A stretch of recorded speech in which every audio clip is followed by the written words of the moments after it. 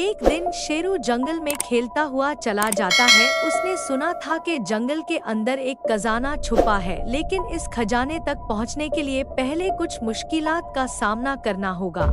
रास्ते में वो अपने दोस्त मिमी बंदर से मिलता है, जो हमेशा उसके साथ रहता है। मिमी शेरू को वार्न करता है कि जंगल में कुछ खतरे हैं, लेकिन शेरू कहता है कोई बात नहीं, अगर हम सब दोस्त साथ हैं तो हम सब मिलकर खजाने तक पहुंच सकते हैं। मुझे अपने दोस्तों पर पूरा भरोसा है।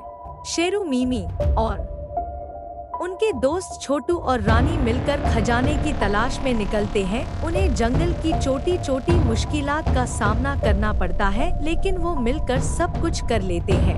जंगल की गहराइयों में उन्हें एक खूबसूरत झील मिलती है, जहां एक पुरानी किताब पर शेरू की नजर जाती है।